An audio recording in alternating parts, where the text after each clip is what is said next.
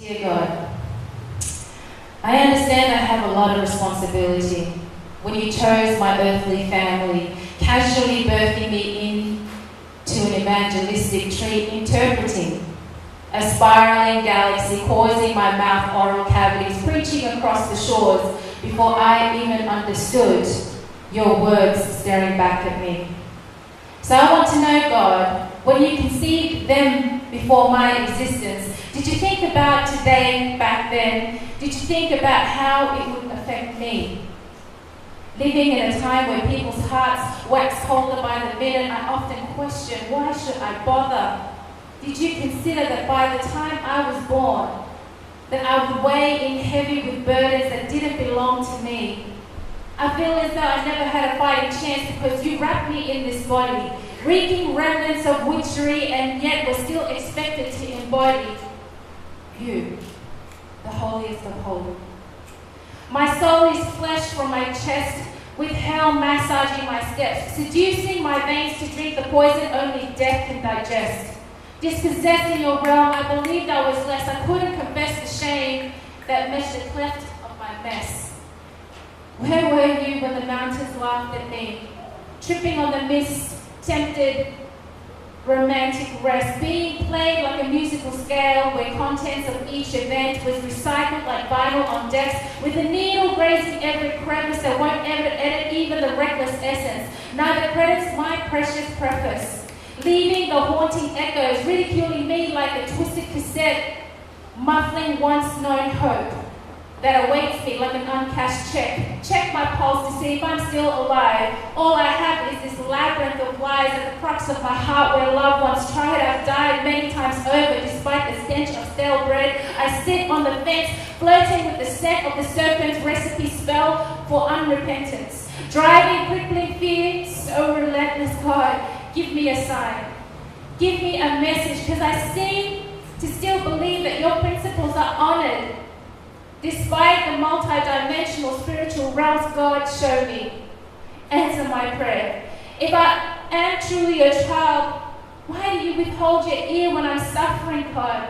I'm tired. My prayers are blistered with pus, plundering my faith, questioning your presence, God. Even my friends in church have dwindled to a few, as most withdrew, years of connection now sanctioned. I can't sit in the pew. God, how do I see you in the midst of despair? How does true unconditional love break through tears birthed from nightmares when I can't bring myself to prayer to declare these things you promised in your word? This spiritual warfare is torture. You expect fervor, but I sit farther from honor, the cursor for forgiveness, the pastor, author, endorsing false versions of my story. When he looked at another woman, when she rejected me, her child, for her new husband, how is your love declared in these moments? Sure, there's plenty I'm not proud of, but the words are etched in my brain. You are a loser. Dear God, hear my prayer. The unlearning of legalistic logic becomes unrealistic logistics, shedding old thoughts, cultivating new ones, replace, repeat, making religious mystic intriguing. But this is life and death. Dear Sarah, try to slow down, focus and take a breath. The amount of unconditional love I have is impossible to spend. You don't need to defend your tribulations. It is my very desire to lend my ear to your prayers and carry you in the palm of my hands. I have yearned to hear my still small voice. But there is so much noise. As a gentleman, I have been patient standing, knocking at the door of your heart to allow me in. I understand you feel broken, ill with the noose choking you in, but remember the words I have spoken. I am the Alpha and the Omega.